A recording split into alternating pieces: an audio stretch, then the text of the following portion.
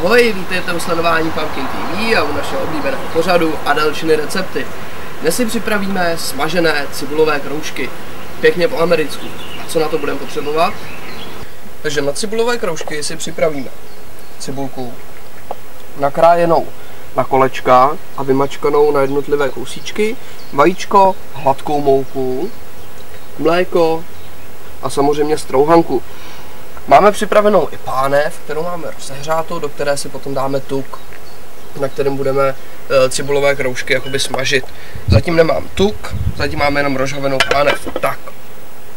Teď si připravíme to těstíčko, které je pro nás důležité a připravíme si ho jako první, aby se trošku odleželo a mohli jsme v něm udělat ty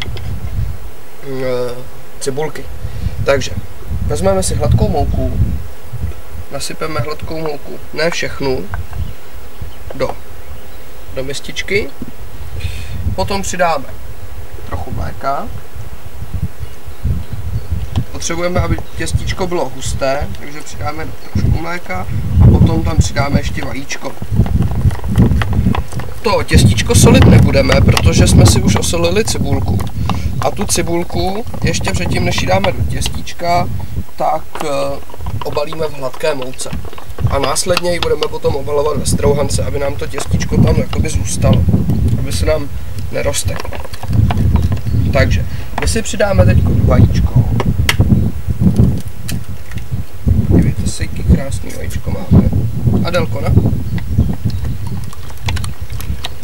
Tak.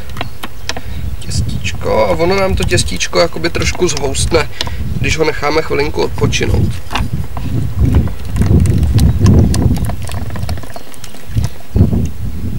Tak. Takže těstíčko máme hotové. A teď osolenou cibulku si vezmeme a vložíme ji takhle do té hladké mouky, kde ji vlastně takhle jako obalíme v té hladké mouce. To nám zapříčiní to, když tu cibulku osolíte, tak ona vlastně pustí jakoby trochu vody. No a jak ji obalíte takhle v té hladké mouce, tak to zapříčiní to, že se vám vlastně to těstíčko potom nevoloupe, když to budete smažit.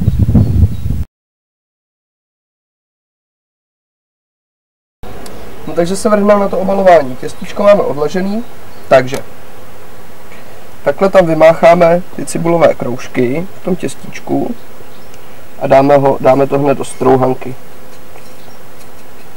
aby se nám na to pěkně nalepila ta strouhanka. Můžeme to udělat i několikrát.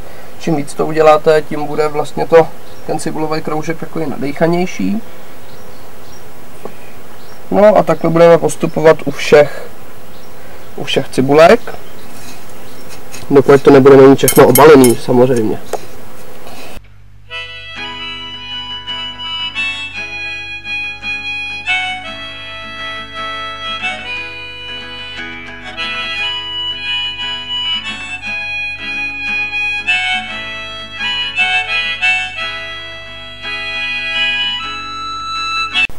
Takže cibulové kroužky máme hotové, vyndali jsme si je na ubrousek, aby se vysál přebytečný tuk.